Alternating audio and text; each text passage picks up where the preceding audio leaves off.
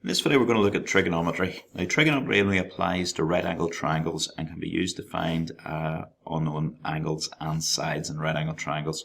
So we also have looked in one of our last videos about Pythagoras' theorem, which also is used to find missing sides in right angles. So after this today we're going to have, for right angled triangles alone, you're going to be able to find missing sides using Pythagoras, and also find missing sides and angles using trigonometry. Okay, very important thing here is how we label your triangle. So here you can see you've got a triangle, you've got your angle, theta. Here you've got your angle theta, sorry, and opposite the angle theta, it's called the opposite side. The longest side, we should know from Pythagoras' theorem, the side which is opposite the right angle is called the hypotenuse, and the adjacent is beside the angle. So adjacent is another word really for beside. If something is adjacent to something else, it is beside it. So adjacent. So if I was to draw a different right angle triangle, and my theta is here, start by marking on your right angle. You can see that is my hypotenuse. Opposite my theta is my opposite. And then by process of elimination even, my adjacent is here. But if you don't know that, then you need to know that your adjacent is just beside the theta. So O is opposite to theta. It's opposite to theta. H is for hypotenuse. Hypotenuse is the longest side, and it is opposite to right angle. And adjacent is beside your theta. And it's very, very important that we are able to label your triangle correctly. So in this example, all it says is to label the following triangles. So we label these triangles. First of all, I'm going to start by my hypotenuse. That's my hypotenuse, opposite the right angle. Then opposite the theta is my O, and beside my theta is my A. Dead easy. This one, my hypotenuse is opposite the right angle. Opposite the angle theta is my opposite, and beside it is my adjacent. In this one, again, an odd looking way they've drawn it, but it's fine. So they can rotate these whatever way they want. Opposite my right angle is my hypotenuse. Opposite my theta is my opposite, and beside it is my adjacent. This one again, start with your hypotenuse. This one then is my opposite, and this one is my adjacent. Okay, trigonometry is a ratio of the two sides of the three sides. So 2 out of your 3 sides, let's say one of them divided by another, will give you a certain trig function. Now these trig functions are called sine, cosine, tangent, or sine, cos, and tan for short. And this, you'll see the sine button, cos button, and the tan button on your calculator. So that's what we're going to be using. Now we can use this acronym, SOHCAHTOA, SOHCAHTOA, SOHCAHTOA. So if you learn that off, folks, it will help you massively on how we do this, and we'll see how in a wee second. Right, okay, so we just write out our SOHCAHTOA again, and then we're going to look. It's the first how this works is the first 3 letters tell you what it's going to be. So your sine function for the SOH, sine theta is equal to opposite over hypotenuse. So sine equals opposite over hypotenuse. For cos, cos is equal to adjacent over hypotenuse. So cos equals adjacent over hypotenuse. And tan equals opposite over adjacent. So that's an easy way of remembering it. I never use these triangles, but if you do want to use these triangles, how they work, if you cover up the sine, what you're left is opposite over hypotenuse. If you cover up the O, what you're left is sine theta times hypotenuse.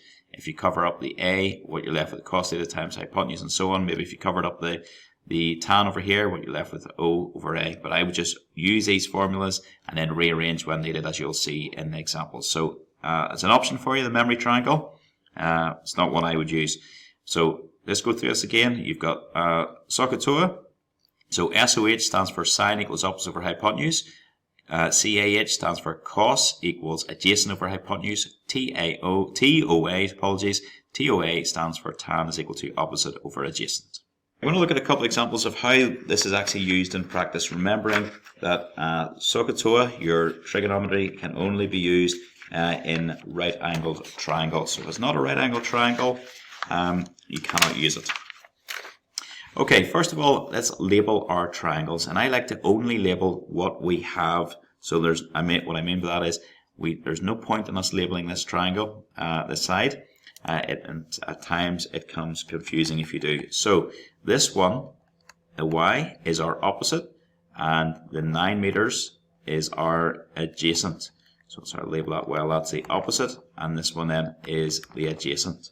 So you look back at your SOHCAHTOA,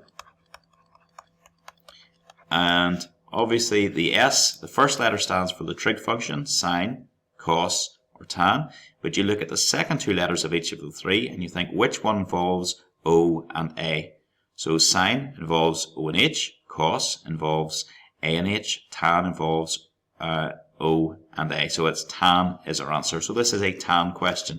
So you write down the formula, which is tan theta is equal to opposite over adjacent, and then what you do is you just fill it in. So you fill in whatever you have. So in this question, your theta, your angle, is 41, your opposite is y, and your adjacent is 9. And then this is just a linear equation. So you've got your y here, which we're trying to find, and y is being divided by 9. The opposite of dividing by 9 we know is multiplying by 9. So the 9 comes across and just multiplies.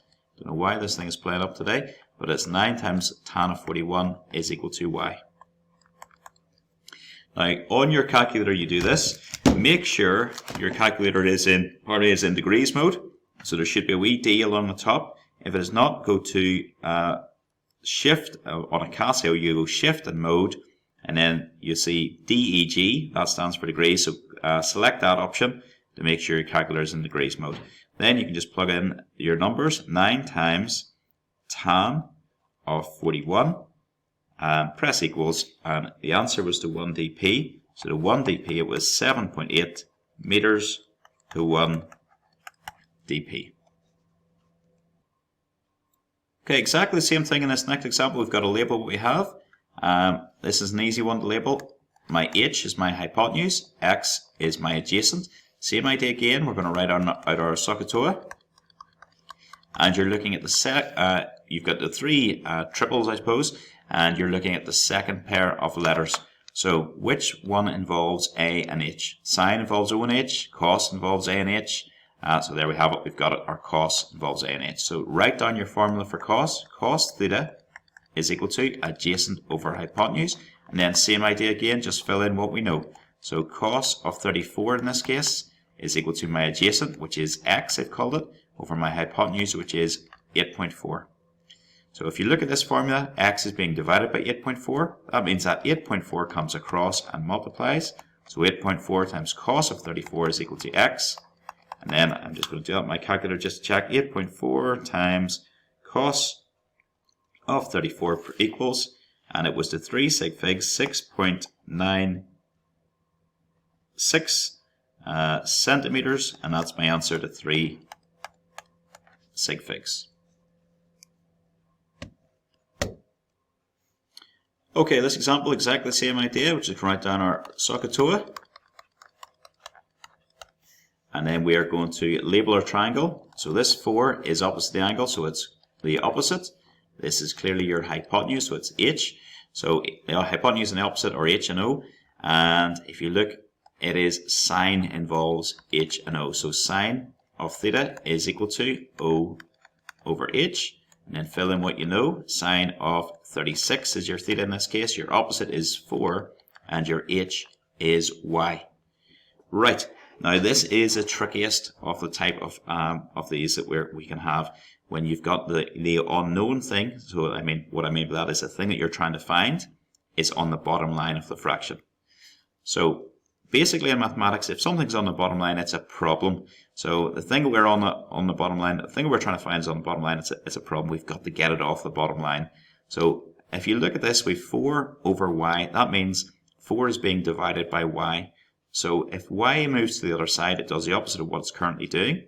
So at the minute it's dividing, moves across the opposite side. What it's going to do is multiply. So you're going to have y times sine of 36 is equal to 4. Your next thing then you would do, think about what's going on. y times sine 36 equals 4, I would say then y is equal to, if sine 36 moves across,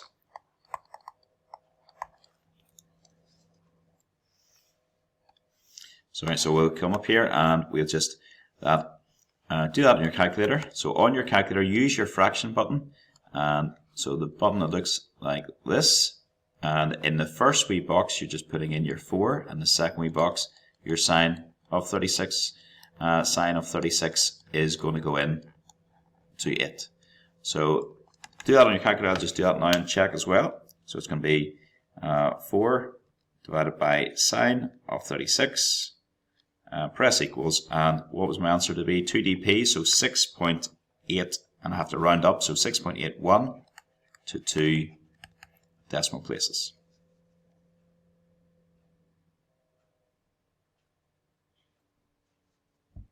Okay, last example says find the value of x to 1dp. So find the value of x to 1dp. So again, in this one, let's label our triangle. That's my x is my hypotenuse, and this one is beside, so this is my adjacent.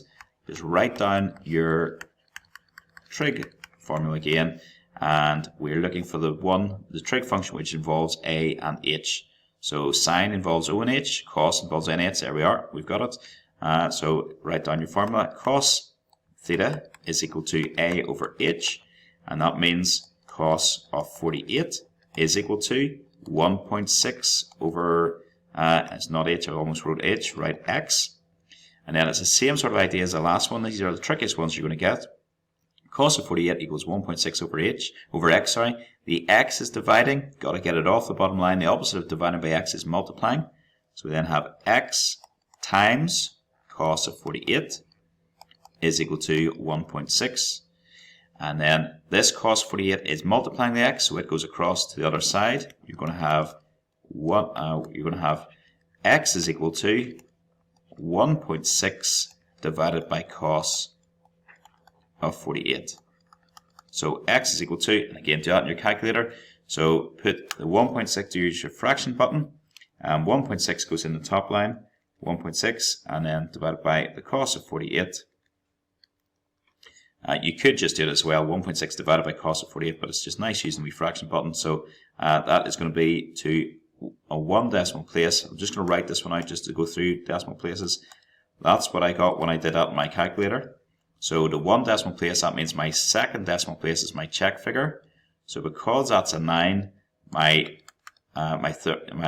first decimal place has to get rounded up to 4. So it's 2.4, and it's kilometers, and that's to 1 dp.